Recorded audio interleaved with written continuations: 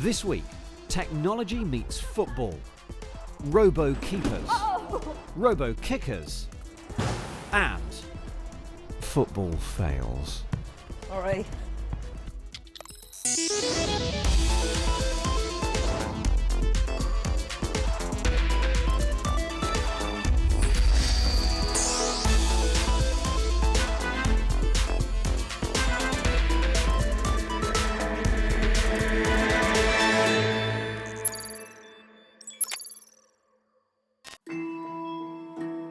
Can intelligence be created artificially using silicon?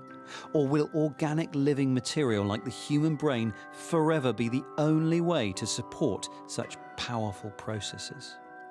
It's a question that we often explore here on Click.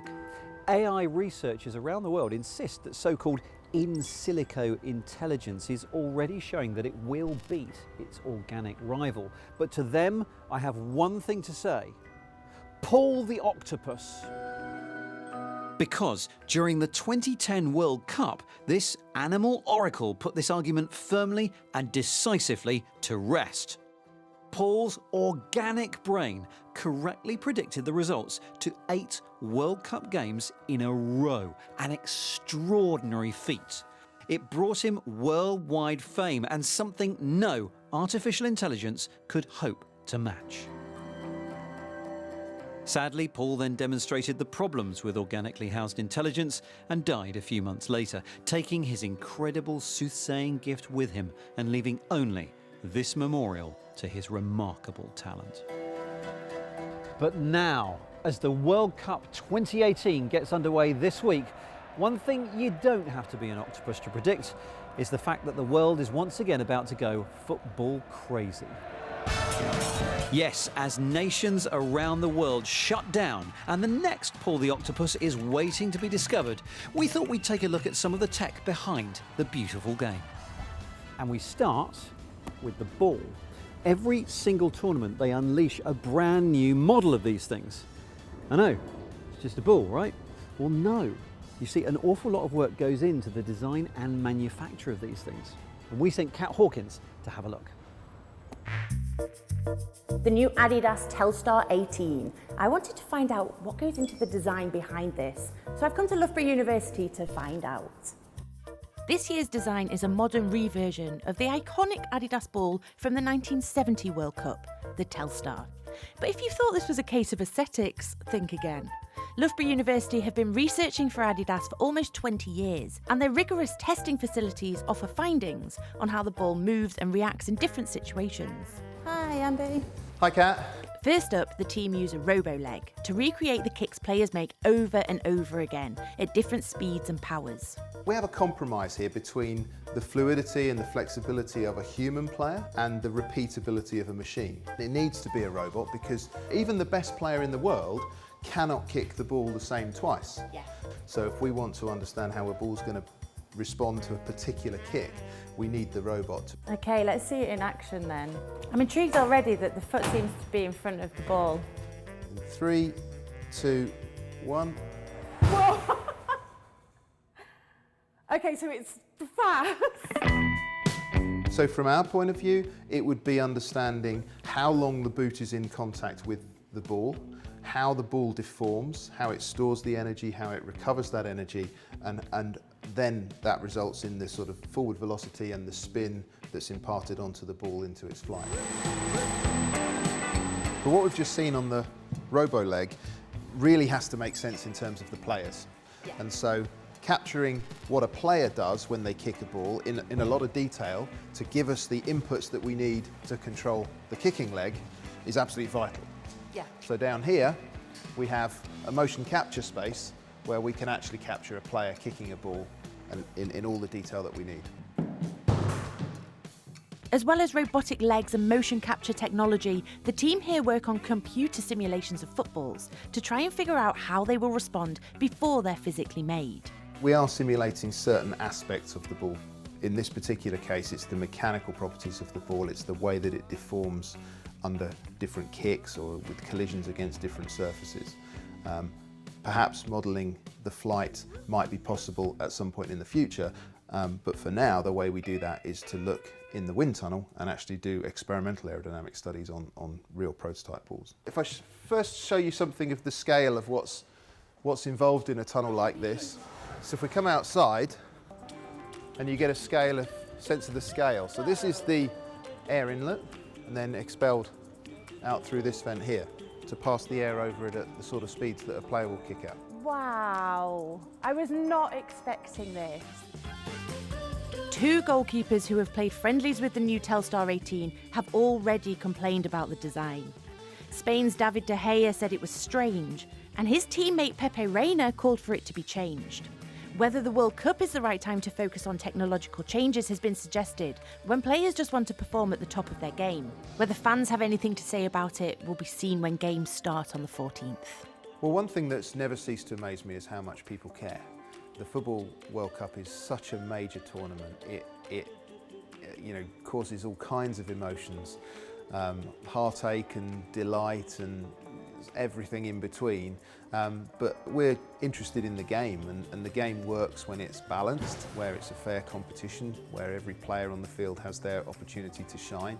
And so our motivation in developing a load of the apparatus that we have and the tests that we have is to give a fair representation to all the different users of the ball on the field and make sure that their needs are all considered.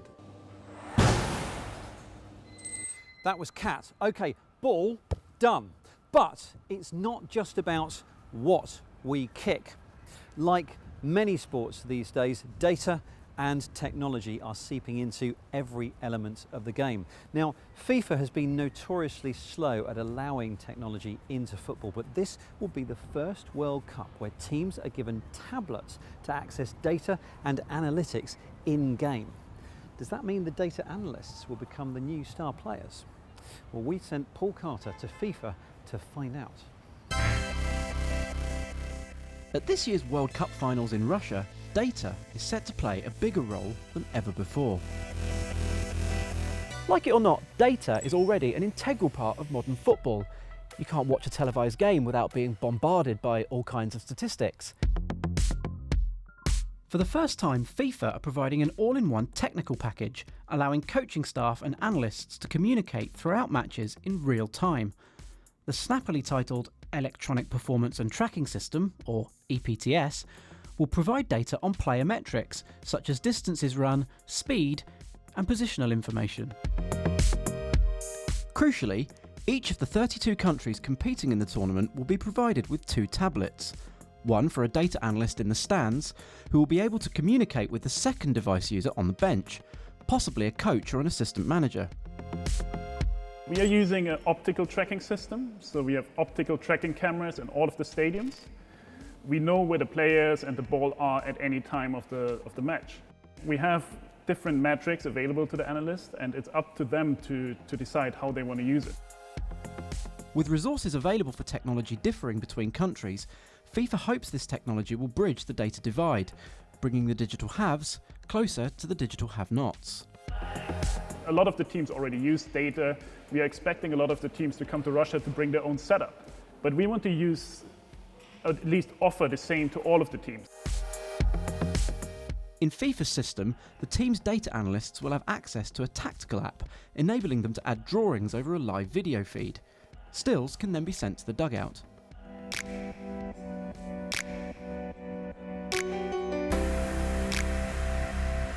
With goal line technology, video assistant referees, and now EPTS, this year's World Cup looks set to be the most technologically advanced ever. But with all this technology, how big is the risk that we lose the real spirit of the game? The role of the data analyst is simply just to support those coaching decisions. I think there are some key insights that can be found in the data, but football will always be those 22 players on the pitch, and the coach is always going to be the person that makes the decisions. At the end, what technology really is for is only to support. But at the end, and that's probably you're a big football fan, I'm a big football fan, in the end, the 22 players plus the referee, they're the main actors. 90 minutes. Maybe penalty shootout, Germany, England maybe. So that's the excitement, and I think technology can only add additional help, optimize processes, optimize or providing additional information. That's what technology is about.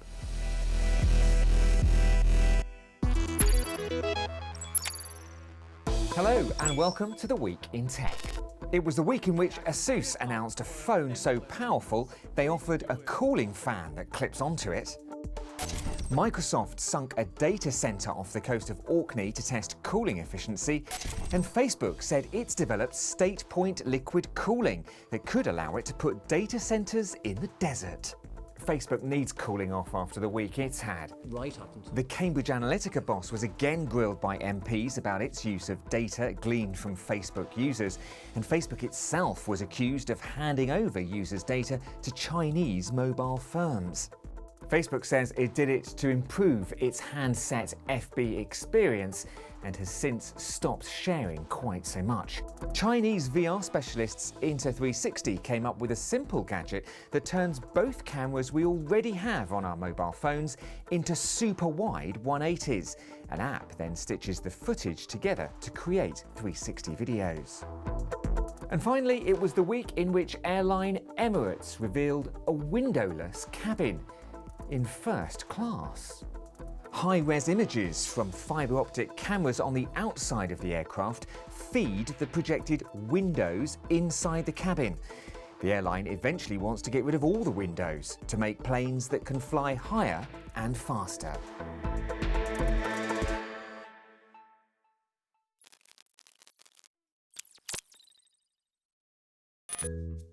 It's June, I'm in San Jose, and there's excited developers everywhere.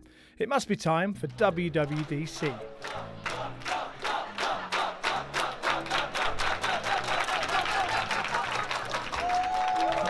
More than 6,000 developers are at this year's event, people of all ages. It's not typically a time for new hardware to be announced. Today is all about software. But it is the chance for Apple to show what's in the pipeline. The next version of iOS, iOS 12, will be out later this year. You'll be able to stick your tongue out with animojis and do a lot more with Siri, which, let's face it, isn't exactly the most useful right now, but soon it might be. Whenever I leave work, I can just say, heading home. You will get there in 1 hour. I sent a message to Cheryl. Your thermostat is set to 70 degrees and I turned on the fan, playing KQED radio. Right? Multiplayer augmented reality will soon be possible. Both players here can see the same virtual scene through their device. It's a mixture of Lego made from physical bricks and an interactive game layered on top. Following in the footsteps of Google, Apple is also releasing a few tools to try and make you use this thing a little bit less.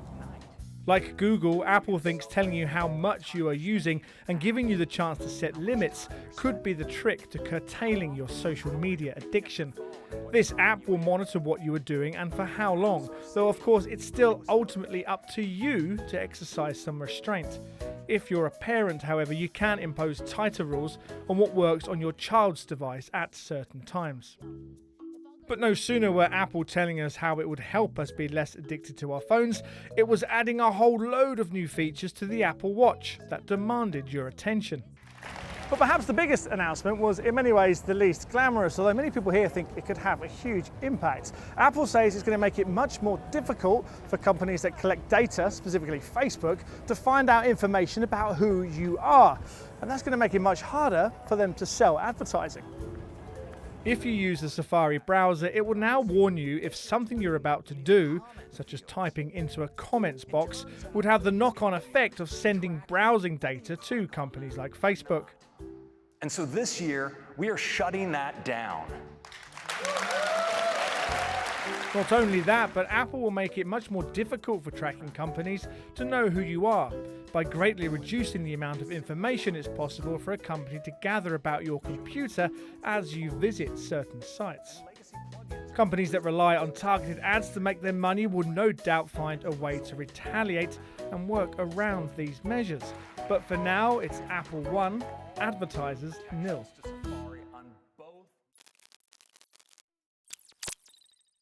Next, Jen Copestake is finding out how footballers can transport themselves into virtual matches. But first, she tries to outwit a classic piece of goalkeeping tech.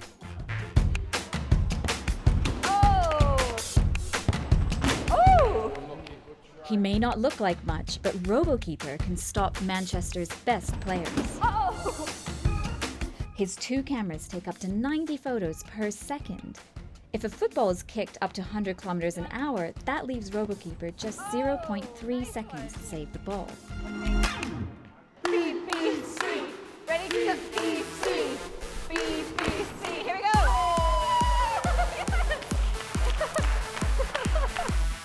There are some great facilities in Manchester, as you might expect from one of the world's great footballing cities. Normally, practice requires a pitch, loads of players to set up the drills, and footballs. But what if you could bring all of this into your living room? We've come to Salford City Football Ground to be put through our paces with the latest in virtual reality.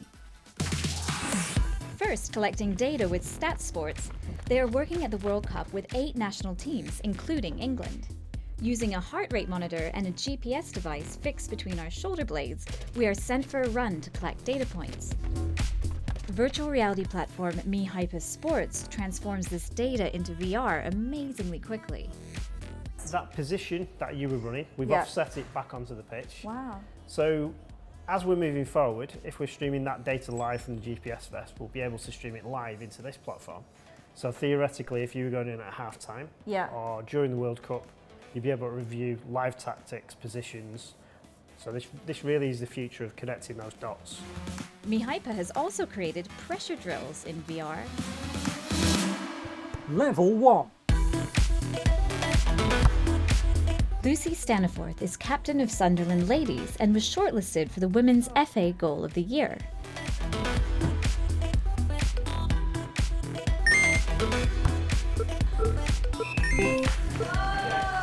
Smashed it. The game realisms, it's spot on. The defenders closing me, I felt real pressure. Even just fine-tuning little skills, I think some of my touches went outside the box. I was not happy with that, so even that competitive edge and sort of working on that, it's all good. Another incredible development is being able to put yourself in any position in any game. Obviously where Raheem is, given that he's a fast player anyway, I think that he's got the advantage. As the ball's coming in, the defender would have to sort of turn their hips and then try and clear it that way, I suppose, so. Lucy is watching a real match that took place between Man City and Monaco. She can place herself in any position on the pitch, in the stands, on the roof, and even become the manager. Right now I've just got a clear view of what went wrong in terms of the left-back's positioning. So do you see more detail in the players' positioning and their bodies and things in this than you would watching back a match video? Yeah, I think so, because you're on their level, and I think that there's so much value in actually appreciating the picture they saw. So for the first time, this is all portable. You can bring the match analysis loaded on an SD card or USB stick onto the Vive Focus headset, put it in your bag and bring it with you. So if you're in the hotel the night before, you can be reviewing the opponent's tactics from anywhere on the pitch. But to play against their virtual keeper, you have to be back on the wired version. Yes! One! So VR, especially in contact sports, it takes out any chance of injury and it's more controllable and the fatigue level can be lower. I think it's really cutting edge and we're really glad to be getting involved in that space.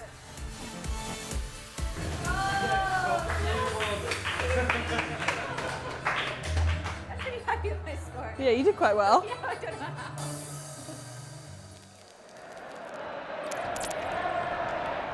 Spencer Kelly, with the nation's hopes on his shoulders. It's the last minute of the World Cup final, and this penalty will win it. Can he handle the pressure? Here he goes.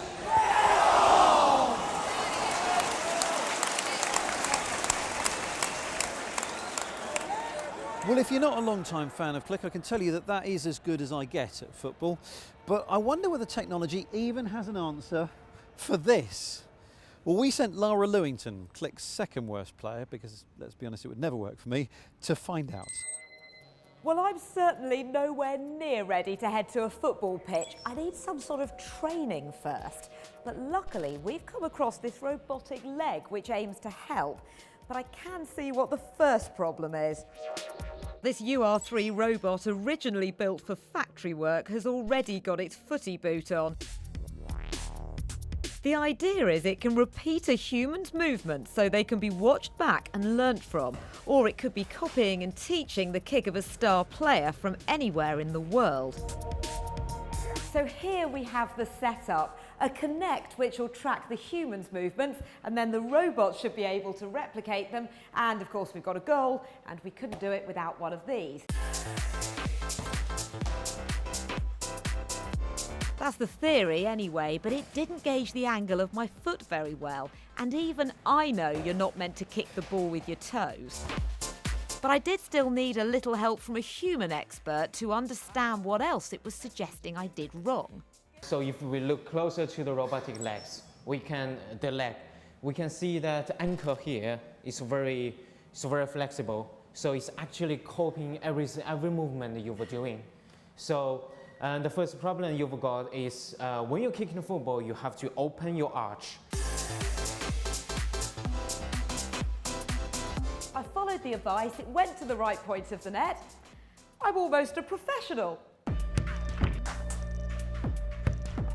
Well, I've made it to an actual football pitch, albeit a five-a-side one, and I'm joined by the Click team. What do you think of our kits? Good, aren't they? So I need to do a bit more practice. Now, they're kicking a ball around the old-fashioned way, but I've got a smart football here, and I've got an app with some augmented reality built in. I've never done this before in my entire life. How am I meant to speed it up? Okay, toe taps. Dribble Up runs you through drills and training suitable for your ability. After placing the football in position, the app will scan it, then track and assess your every move. It's all gone red, I think I'm doing it wrong. I'm sure this isn't playing football. I've never seen anyone train for football like this before. Strangely, it didn't seem to think I'd done too badly. I'm assuming these grades are just for trying hard, because clearly I was absolutely ridiculous. It was quite fun, but I'm not sure that I actually really exercised any sort of proper skill. The app worked beautifully, it was lovely to look at, great instructions, but I don't think I was born to play football. Well, now I've got the moves, or not, it's time to learn some tactics. I need to actually be able to play the game, so some mixed reality's here to help. This is soccer training on the Microsoft HoloLens, teaching the rules through a mixed reality game, a lot of words and questions to check you've been paying attention. There's some text, but I can't actually read the text properly. It's not in quite the right position. There we go. There's the goalkeeper. And it explains offside position. Well, the premise is good. I like the virtual players running about, but it does feel slightly hard work to watch because naturally you want to watch the people, but you actually need to be reading the words. So I tried to kick a ball around, thinking about everything a robotic leg, a smart football and a Microsoft HoloLens experience had taught me.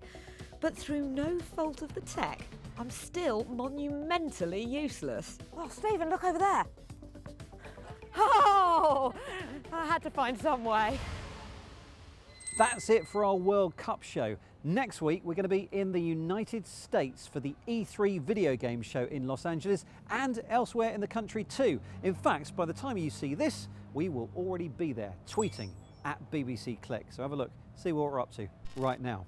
Thanks for watching, and we will see you in the States.